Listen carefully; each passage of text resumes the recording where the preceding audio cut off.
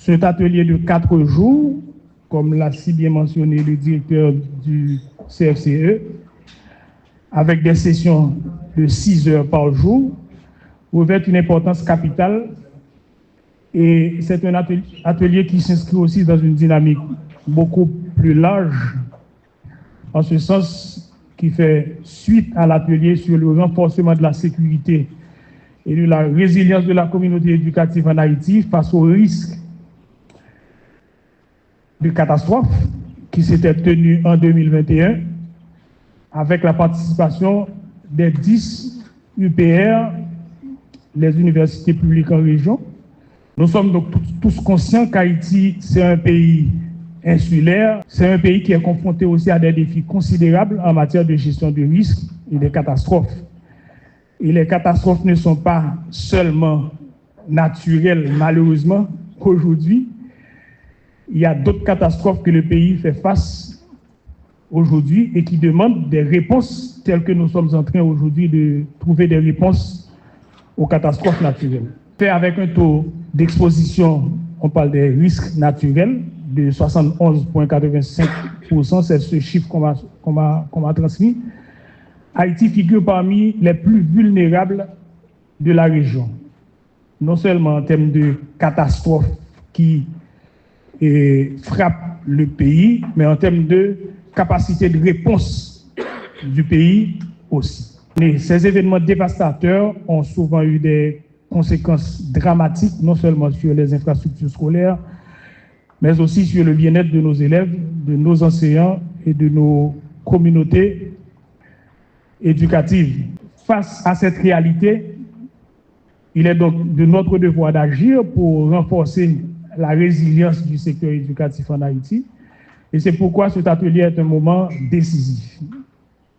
Il représente l'opportunité de mieux comprendre les enjeux liés à la gestion des risques et des désastres en milieu scolaire et de mettre en œuvre des stratégies concrètes pour adapter nos systèmes éducatifs aux réalités du terrain. Nous devons donc ensemble développer des compétences et des outils qui permettront à chaque acteur de l'éducation, qu'il soit cadre technique, directeur d'école, enseignant ou encore membre de la communauté, de faire face aux aléas climatiques et aux catastrophes naturelles de manière proactive et coordonnée. Je tiens à souligner que la gestion des risques et des désastres ne doit pas être perçue uniquement comme une question de réponse face à l'urgence.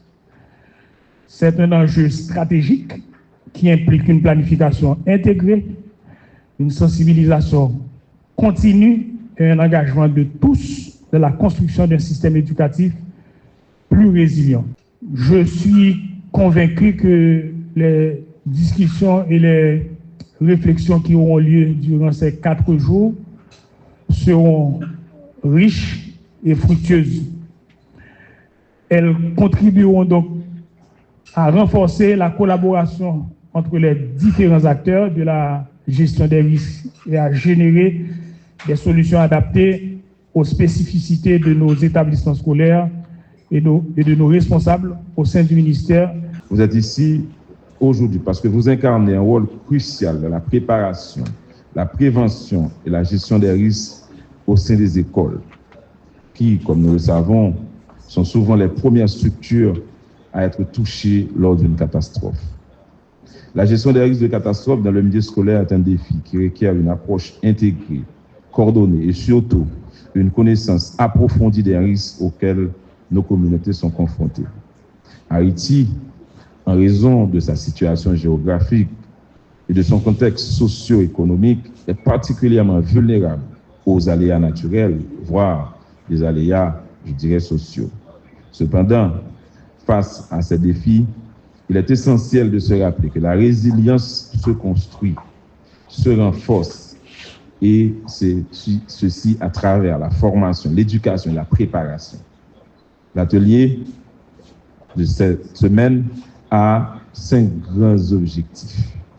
Renforcer mutuellement les connaissances des participants sur les principes clés de la gestion des risques de catastrophes en milieu scolaire, réviser l'application de la méthode d'enseignement interactive pour améliorer leurs pratiques en tant que formateurs en GRD dans le cadre scolaire, développer et tester les compétences des participants pour intervenir efficacement au sein de la cellule GRD du ministère de l'Éducation nationale et permettre aux participants de mieux comprendre leur rôle respectif dans la prévention des risques et la gestion des catastrophes, tant au niveau scolaire qu'au sein du ministère de l'Éducation nationale. Et cet atelier propose en dernier lieu des outils qui vont faciliter l'échange des bonnes pratiques entre les participants afin de promouvoir une gestion efficace des risques en milieu scolaire. Cette initiative du ministère de l'Éducation nationale et de la formation professionnelle financée par l'UNICEF vise à vraiment renforcer ce groupe de formateurs qui déjà ont eu des connaissances, soit dans le secteur de milieu éducatif, sur les compétences de pédagogique, mais aussi vise à les outiller afin qu'ils puissent vraiment être aptes à fournir une meilleure éducation au niveau des écoles. En tant qu'acteur clé de la protection civile, vous aurez un rôle crucial dans la diffusion des bonnes pratiques, la sensibilisation des élèves et des enseignants, ainsi que la mise en place des mécanismes de réponse efficaces. En formant d'autres formateurs, vous allez participer activement à la création d'un réseau solide de personnes prêtes à agir, à sensibiliser et à protéger la population. Cette formation est aussi l'occasion de rappeler l'importance de la collaboration entre tous les secteurs, le gouvernement, les organisations non gouvernementales, les communautés locales et bien sûr l'équipe école.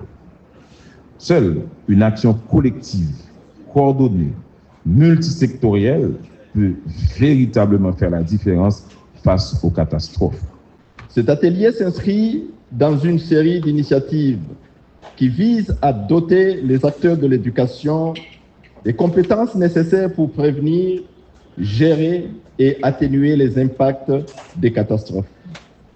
Il a également pour but de renforcer les capacités de la cellule gestion des risques et désastres du ministère de l'Éducation nationale et de la formation professionnelle pour assurer une meilleure coordination des actions, une planification plus efficace des réponses aux urgences et un suivi rigoureux des interventions en éducation en situation d'urgence.